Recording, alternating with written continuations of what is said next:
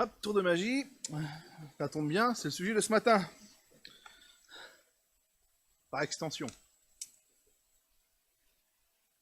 Le serviteur est victorieux sur les démons. C'est un peu flippé, non? Quelque part, quand on parle de ce sujet-là, surtout qu'on a l'habitude de films.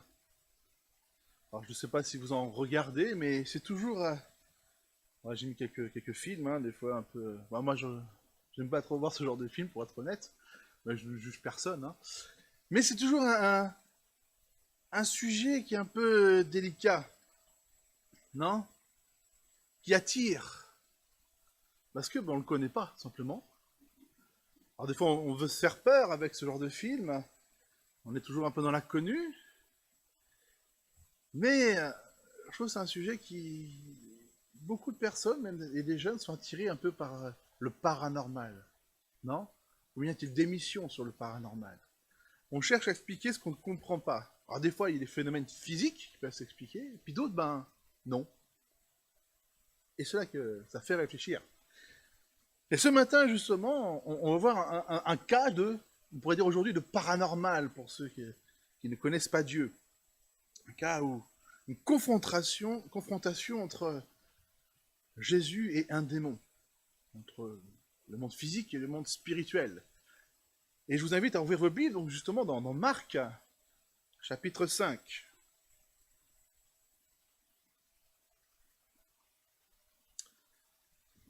J'essaie de faire en sorte que ce soit lisible. Donc là, tu enlèves la caméra forcément pour que ce soit lisible, hein, évidemment, pour ma partie. Il faut penser à ceux qui sont sur YouTube. Hein. Oui. Le serviteur est victorieux sur les démons. Marc chapitre 5. Ils arrivèrent à l'autre bord de la mer, dans le pays des Ganaréniens. Aussitôt que Jésus fut hors de la barque, il vint au-devant de lui un homme sortant des sépulcres et possédé d'un esprit impur. Flippant, hein? Cet homme avait sa demeure dans les sépulcres et personne ne pouvait plus le lier, même avec une chaîne. Car souvent, il avait eu les fers aux pieds et avait été lié de chaînes, mais il avait rompu les chaînes et brisé les fers et personne n'avait la force de le dompter. Doublement flippant. Il était sans cesse nuit et jour dans les sépulcres et sur les montagnes, criant et se meurtrissant avec des pierres. Hein, il se fait des entailles. Ayant vu Jésus de loin, il accourut, se prosterna devant lui. Intéressant, hein? Et s'écria d'une voix forte, « Qu'y a-t-il entre moi et toi, Jésus, fils du Dieu très haut ?» Le démon reconnaît Jésus. « Je t'en conjure au nom de Dieu, ne me tourmente pas. » Et il flippe. « Ne me tourmente pas. » Car Jésus lui disait, « Sors de cet homme, esprit impur. » Et il lui demanda, « Quel est ton nom ?»« Légion est mon nom, lui répondit-il, car nous sommes plusieurs. Et il le priait instamment de ne pas les envoyer hors du pays. Il y avait là, vers la montagne, un grand troupeau de pourceaux qui paissaient. Et les démons le prièrent, disant, « Envoie-nous dans les pourceaux, afin que nous entrions en eux. » Il le leur permit, et les esprits impurs sortirent, entrèrent dans les pourceaux, et le troupeau se précipita des pentes escarpées dans la mer. Il y en avait environ 2000, et ils se noyèrent dans la mer. Ceux qui faisaient paître s'enfuirent, et répandirent la nouvelle dans la ville et dans les campagnes. Les gens allèrent voir ce qui était arrivé. Ils vinrent auprès de Jésus, et ils virent le démoniaque, celui qui avait eu la légion, assis, vêtu, et dans son bon sens. Et ils furent saisis de frayeur. Ceux qui avaient vu ce qui s'était passé leur racontèrent ce qui était arrivé au démoniaque et au pourceau. Alors, ils se mirent à supplier Jésus de quitter leur territoire. Comme il montait dans la barque, celui qui avait été démoniaque lui demanda la permission de rester avec lui. Jésus ne le lui permit pas, mais il lui dit, « Va dans ta maison, vers les tiens, et raconte-leur tout ce que le Seigneur t'a fait, et comment il a eu pitié de toi. » Il s'en alla, et se mit à publier dans la Décapole que tout ce que Jésus avait fait pour lui, et tous furent saisis dans l'étonnement.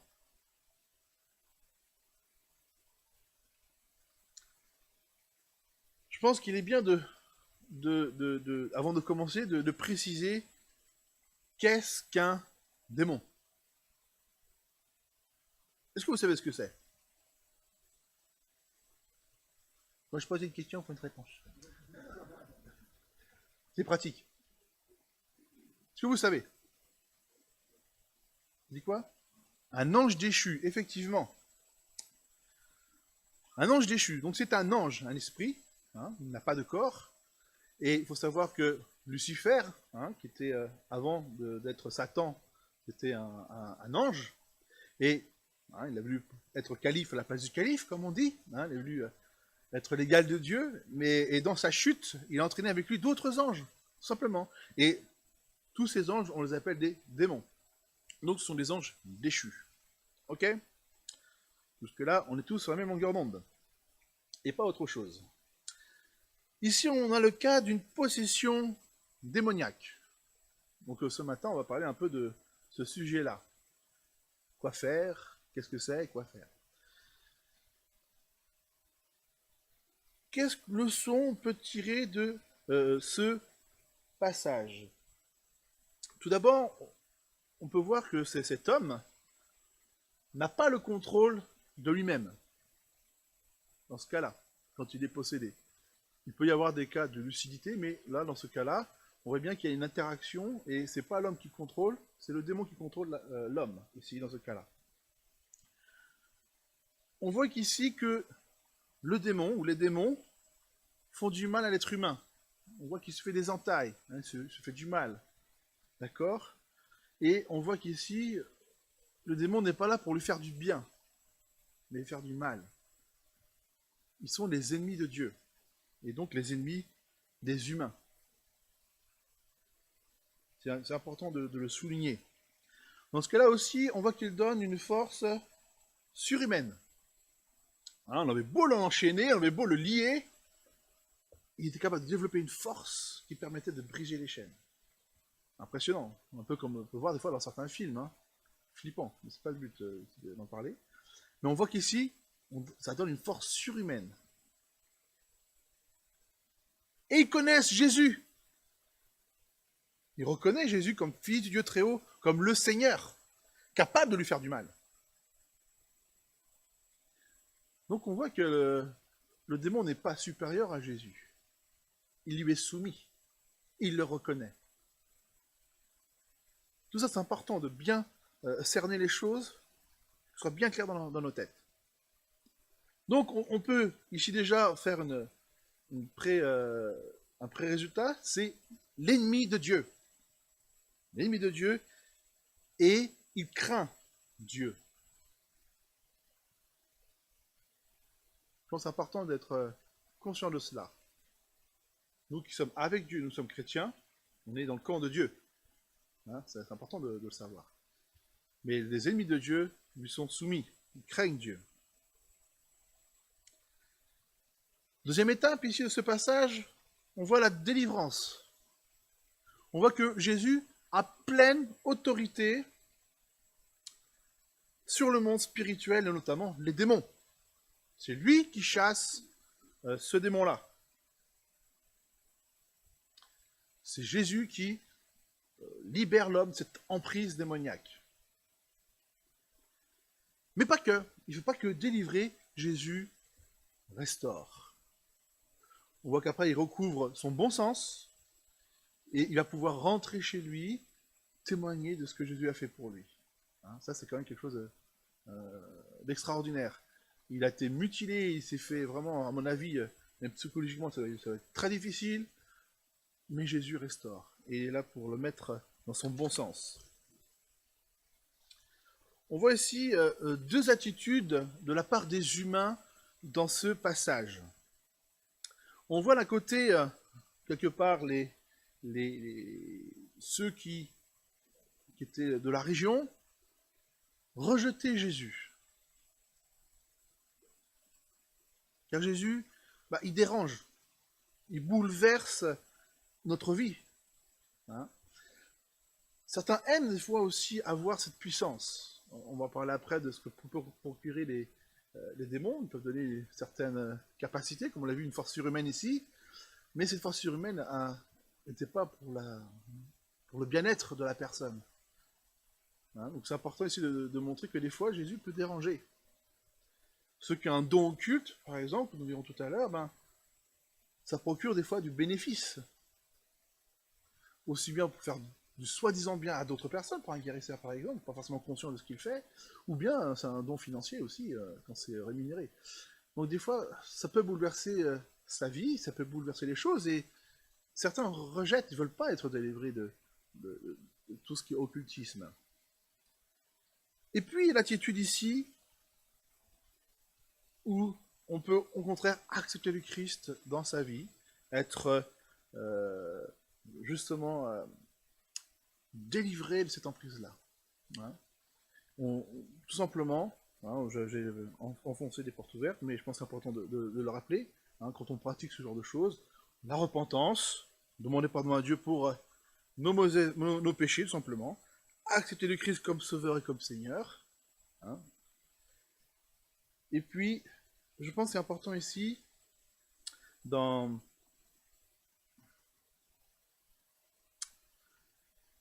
a quelque chose de fondamental ici. Souvent, on peut être délivré, mais ne pas aller plus loin. Jésus aurait pu délivrer quelque part cette personne sans la restaurer, sans aller plus loin, ou dans un cas concret qu'on peut avoir aussi dans la vie pastorale, où voilà, on peut être délivré d'une addiction, délivré, pourquoi parler ici, d'un démon, et puis s'arrêter là. Et là, je pense qu'il est important ici d'accepter le Christ comme sauveur, bien sûr, mais aussi comme Seigneur. Et donc, notre vie derrière, quand on accepte le Christ comme notre maître, il doit y avoir du changement. On ne peut pas rester comme on était avant. Il faut aller plus loin. Et ce passage est là pour nous mettre en garde. Lorsque l'esprit impur est sorti d'un homme, il va dans les lieux arides pour chercher du repos. N'en trouvant point, il dit « Je retournerai dans ma maison d'où je suis sorti, et quand il arrive, il la trouve balayée et ornée. Alors il s'en va, et il prend cet autre esprit plus méchant que lui. Il entre dans la maison, s'y établissent, et la dernière condition de cet homme est pire que la première. » D'où l'intérêt,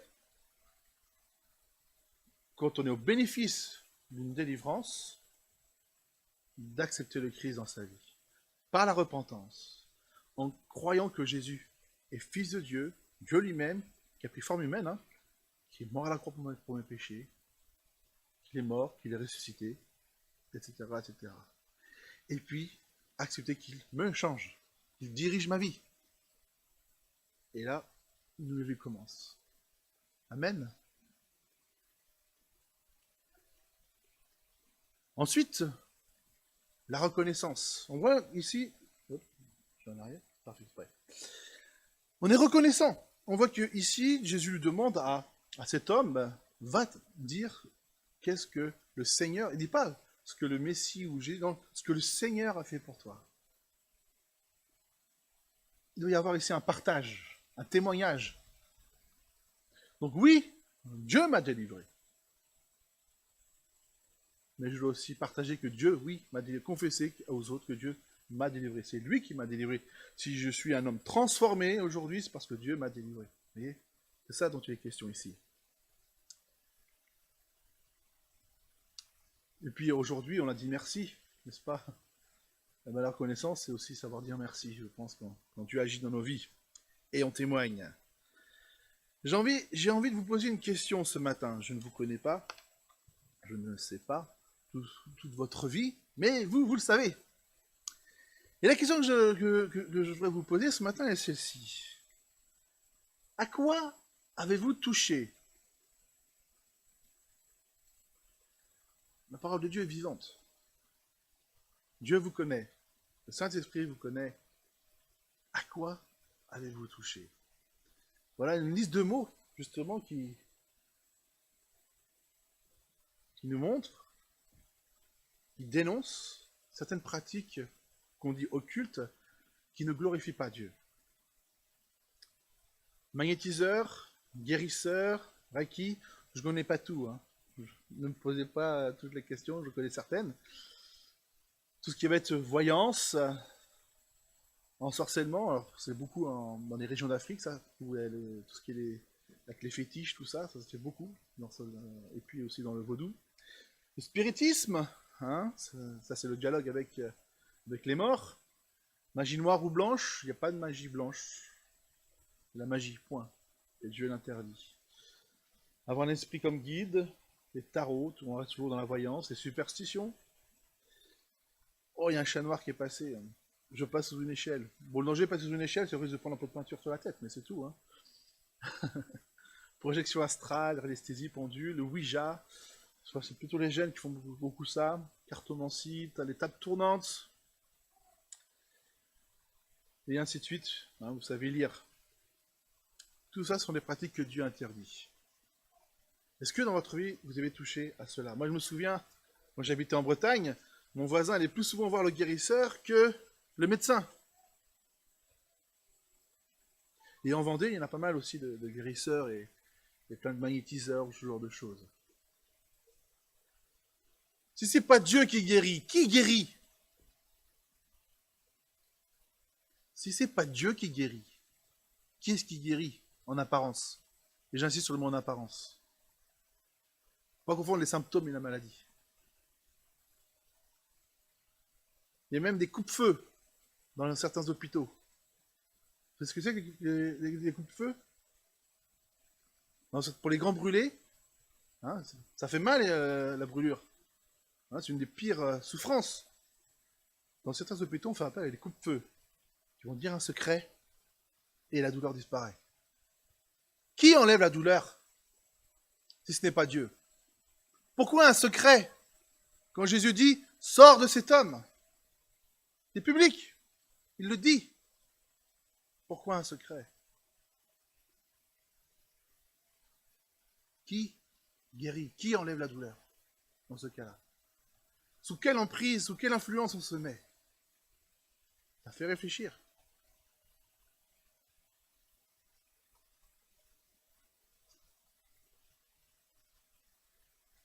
À quoi avez-vous touché? Ce matin, je vais vous montrer une prière. La prédication ne s'arrête pas là, on continue. Mais je pense que c'était bien ici de faire une pause. Parce qu'on a tous des parcours différents. Des fois, vous êtes chrétien aujourd'hui, mais vous n'étiez pas hier. Et peut-être que vous avez eu des contacts avec ce genre de choses. Et je pense que c'est important ici de... Si vous étiez encore peut-être sous influence, de briser cette influence-là. Je vais lire cette prière. Et peut-être que vous pouvez vous la faire également, à l'intérieur. Seigneur Dieu, aujourd'hui, j'ai réalisé que l'occultisme, quelle que soit sa forme, est un péché. Je veux être pardonné et libéré du mal que je t'ai fait, que je me suis infligé et que j'ai infligé à mon entourage. Je confesse que j'ai participé à... Vous mettez le ou les péchés qui correspondent. Et d'un cœur sincère, je m'en repens. Je veux m'en détourner à tout jamais. Je crois que tu m'accordes ton pardon grâce à ton Fils Jésus-Christ. Je crois qu'il est mort sur la croix, qu'il a versé son précieux sang pour mes péchés et qu'il est mort à cause de mes péchés. Je crois qu'il est ressuscité le 3e jour. Jésus, je t'accepte maintenant comme sauveur et maître de ma vie. Désormais, je veux te suivre. Seigneur, je renonce également à toute implication avec le monde occulte.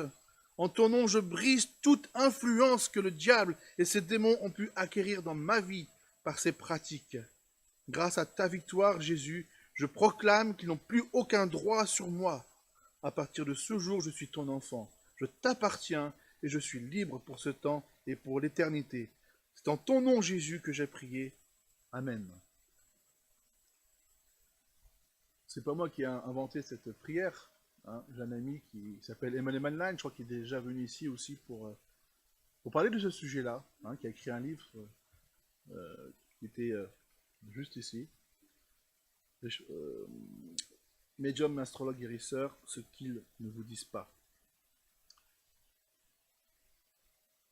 Il faut couper toute liaison avec toute influence occulte, toute influence démoniaque.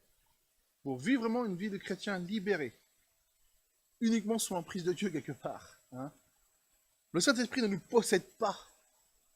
Nous sommes libres de nos mouvements. Dieu nous laisse la liberté. Il habite en nous, il habite seulement, mais il ne nous contrôle pas. Il nous laisse la liberté. C'est ça toute la différence entre la possession et l'habitation du Saint-Esprit en nous. Et donc ici, quand on a tout coupé, quand on a chassé quelque part le démon, nous avons une nouvelle vie. C'est ça qui est génial. Une vie sous le signe de la libération de l'esclavage du péché ou bien de l'emprise démoniaque. Et donc, j'ai la liberté, mais j'ai la joie du salut. On voit que ce démoniaque, il n'était pas heureux. Il se faisait des meurtrissures. Et là, il a recouvert la liberté, il a recouvré la joie, et il a pu témoigner de cette délivrance. Et son comportement a changé, forcément. Et on peut aimer forcément notre prochain. Et ça, je pense, c'est important de montrer que la libération n'est pas pour rester dans une vie meurtrie, mais au contraire, dans une vie nouvelle, une vie de joie et de bonheur. Le bonheur de Dieu, le salut en Jésus-Christ. Néanmoins, je voulais attaquer un sujet aussi délicat. Des fois, nous-mêmes, en tant que chrétiens, on peut être confrontés aussi à une possession démoniaque.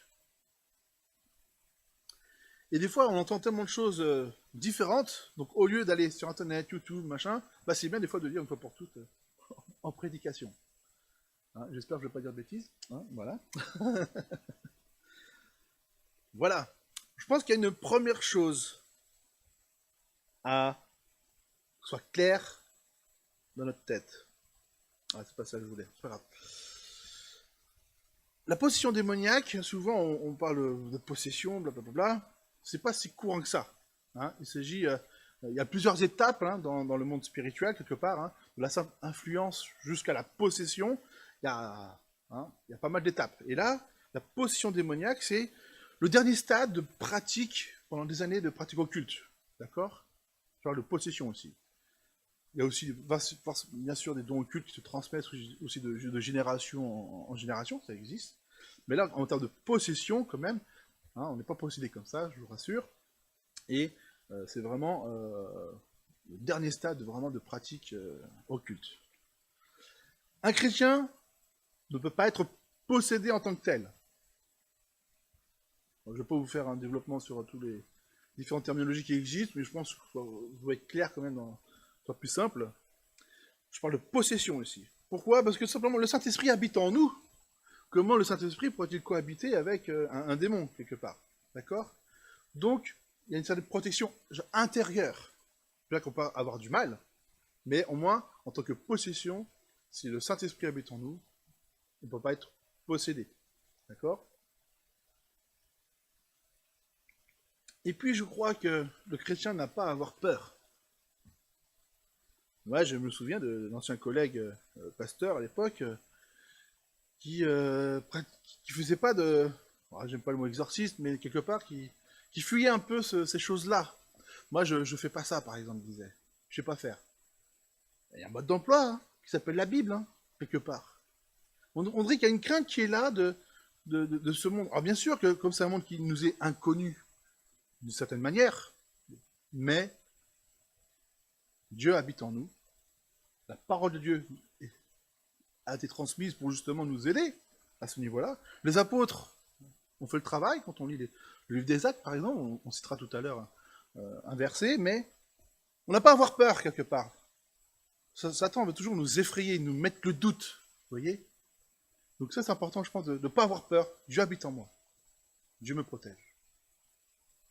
À moi, de ne pas me mettre, pareil, sous en danger non plus. D'accord? Ça, c'est une première chose. Deuxième chose. Un démon, Satan inclus, n'est pas omniprésent. Si ça marche, si ça marche, si ça marche, voilà. Il n'est pas omniscient et il n'est pas omnipotent. Il n'est pas partout à la fois. Il ne sait pas tout et il n'est pas tout puissant. Combien de fois j'entends dire « Ah, c'est Satan qui me fait ci, c'est Satan qui me fait ça ». Arrêtez de donner du pouvoir à Satan qu'il n'a pas. Il n'est pas omniprésent. S'il embêtait quelqu'un, il n'embête pas l'autre. Non, mais c'est ça aussi. Des fois, on se met sous une crainte nous-mêmes, on a peur. Parce qu'on lui donne de l'importance, et c'est ce qu'il veut. Non. Un démon comme Satan n'est pas partout à la fois. Il ne sait pas tout. Si ce qu'il sait, c'est qu'il est déjà condamné. Ça, il le sait. Ça, il l'a compris. Et le temps est court pour lui. Mais Dieu a déjà vaincu à la croix, justement. Il sait que son temps est court, parce que Jésus est allé jusqu'au bout. Ça, il le sait, ça. Mais il ne sait pas tout de vous. Il n'est pas partout. Il n'est pas tout puissant non plus. Dieu est au-dessus de cela. Et où est Dieu? Où habite-t-il? En nous. Ça, il a peur. Mais le démon, comme il a eu peur, tout de suite, il s'est mis à genoux devant Jésus. N'ayons pas peur. L'exorcisme n'est pas un spectacle, comme on peut le voir des fois dans certains films, mais aussi dans certaines églises. Ce n'est pas un spectacle. Hein, Jésus, quand il chassait les démons, hein, là, il n'y a pas tout le monde qui est là, justement. Il aurait pu faire justement, allez, la foule, on va réunir la foule, et puis on va délivrer ceux qui sont possédés. Non, il voit la personne, elle est en péril, elle souffre, tac, il la délivre. Il cherche pas la gloire, Jésus.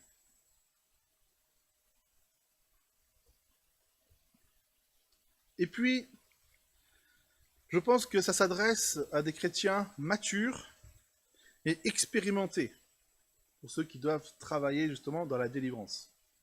Je pense qu'il serait dangereux de s'improviser alors qu'on n'est pas spécialiste du sujet. Ça, c'est sûr. Parce qu'il faut déjà discerner entre un problème spirituel ou psychiatrique. C'est ça toute la difficulté de discernement.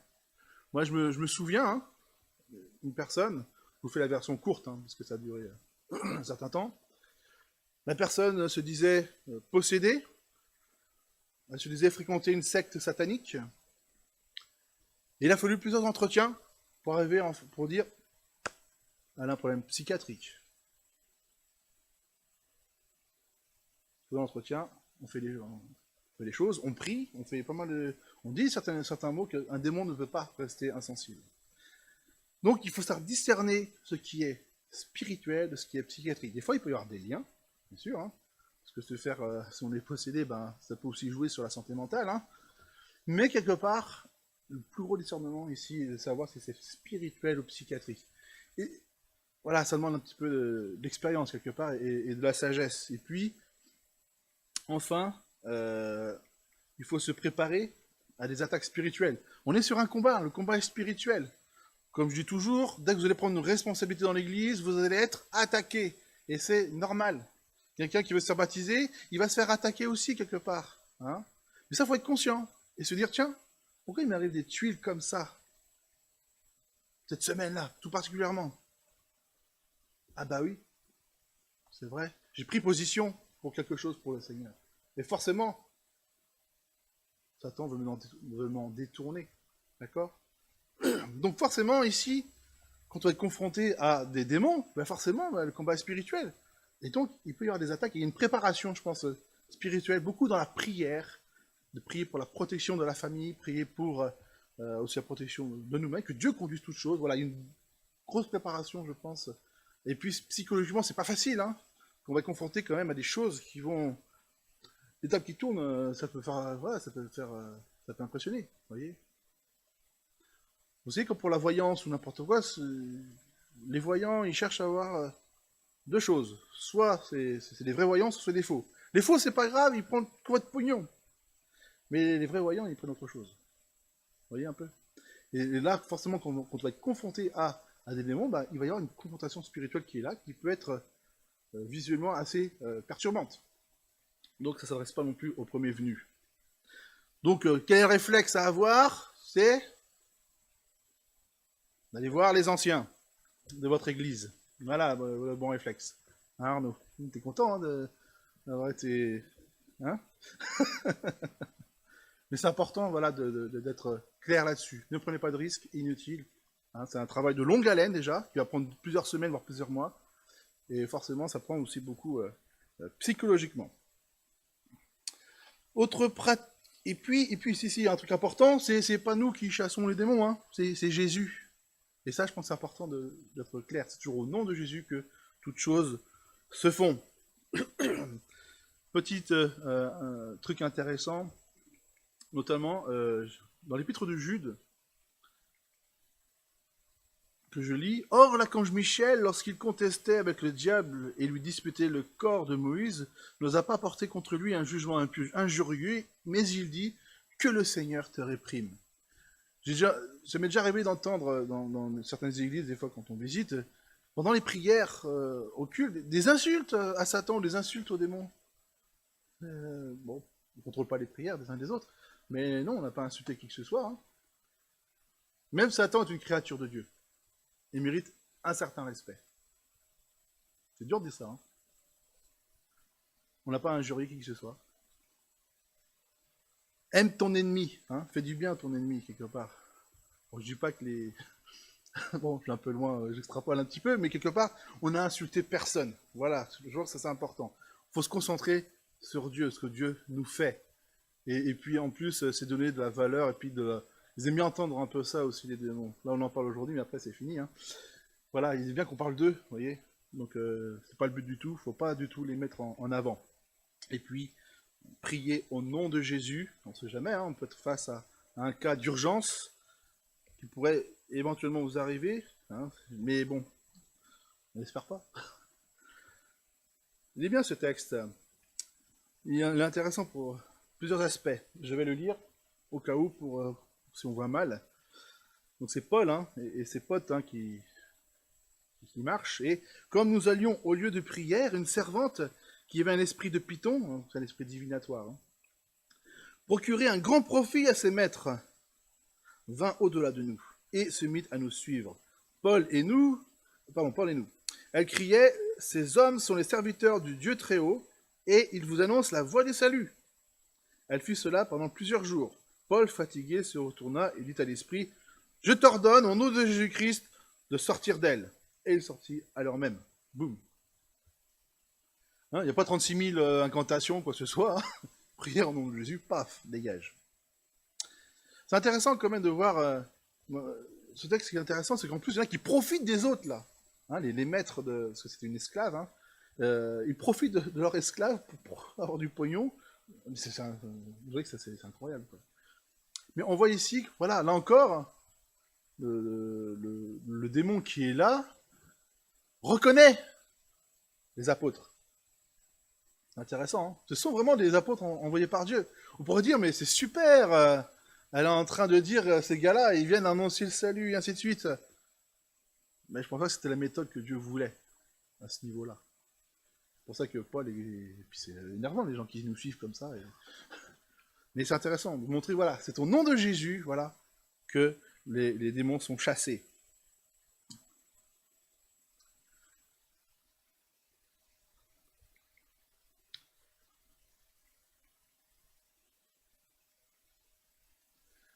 Je voulais pas faire trop long ce matin pour rester sur l'essentiel. Hein, c'est volontaire. Que retenir de tout cela? Aucun sortilège n'est assez puissant contre Jésus-Christ. Aucun sortilège n'est assez puissant contre Jésus-Christ. Aucune malédiction n'est assez solide pour Jésus-Christ.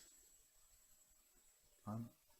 Dans certains milieux, dans certaines cultures, il y a beaucoup ce genre de choses. Beaucoup moins, je dirais, en métropole, dans notre culture, on va dire, historique française. Mais nous sommes multiculturels, donc c'est important aussi d'être au clair sur plein de sujets comme ça.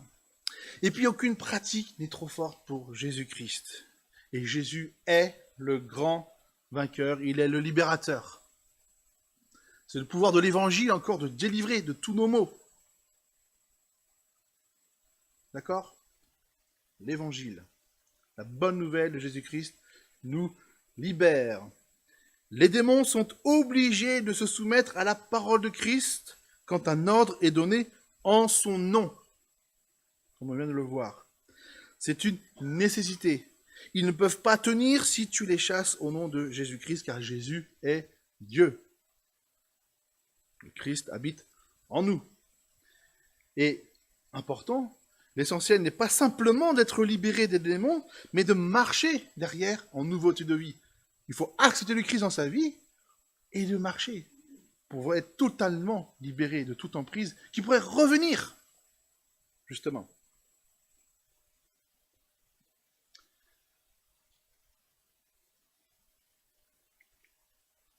Dernière, la même slide que tout à l'heure. À quoi avez-vous touché? À quoi êtes-vous encore, sur quelle emprise êtes-vous ce matin? Quelle pratique occulte vous enferme, vous retient? Je n'ai qu'un mot. Renoncer. Renoncer à un don occulte. Renoncer à visiter les guérisseurs. Renoncer à toutes ces pratiques-là. Jésus sait tout. Je suis dans sa main. Il connaît mon avenir. Pourquoi irais-je voir une voyante ou un voyant? C'est un manque de foi d'aller voir un voyant, parce qu'on s'inquiète de l'avenir. Mais si le Christ a mon avenir entre ses mains, pourquoi aller voir un voyant?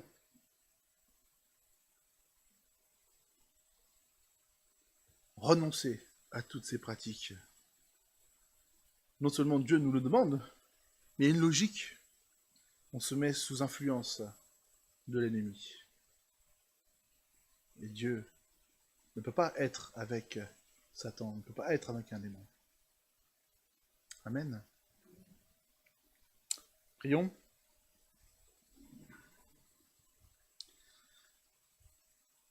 Oui, les démons existent. La plupart sont enchaînés, comme la Bible nous le rappelle. On voit que certains sont encore en liberté dans ce monde, mais tu es tout-puissant, tu sais tout. Tu habites en nous, Seigneur. Alors, nous voulons rester debout et ne pas avoir peur de ce monde spirituel qui pourrait justement nous faire du mal. Garde-nous de tout mal, garde-nous de toute tentation de vouloir toucher à ce monde-là. Tu ne prends pas plaisir à ces pratiques. Depuis si longtemps, des milliers d'années, tu as averti Moïse pour que le peuple soit averti de ne pas pratiquer ce genre de choses. Et nous voulons renouveler encore ce matin ce danger, d'avertir de ce danger, de toucher à cela. Ce n'est pas anodin. Et puis si toutefois certains sont passés par là, nous voulons te remettre toutes ces situations, Seigneur, pour que tu brises tout lien, au nom de Jésus, avec toutes ces pratiques occultes. Que tu puisses vraiment te glorifier et vivre à travers nous, dans nos cœurs, nous procurer cette joie, cette libération. Nous puissions vivre pleinement la joie du salut. Et nous te remettre tous ceux qui pourraient avoir touché à cela, pour que tu les libères, Seigneur, pour que tu les gardes, tu les protèges. Nous te remettre aussi ceux qui possèdent un don occulte, en Vendée, notamment là où on doit implanter les églises, témoigner, que tu puisses toucher leur cœur, leur montrer que tout don occulte a un revers, a un prix, a un coût, et que ce coût est mortel. Pas seulement dans la chair, mais dans la vie après. Et que sur l'occasion peut-être de te révéler et de toucher toutes ces personnes, et que tu puisses vraiment t'accueillir dans leur vie et vivre une nouvelle vie différente. Et que tu puisses, dans ce pays où tu nous as placés, nous puissions multiplier les églises, multiplier les disciples, et que ton nom soit connu de tous, Seigneur. Au nom de Jésus. Amen.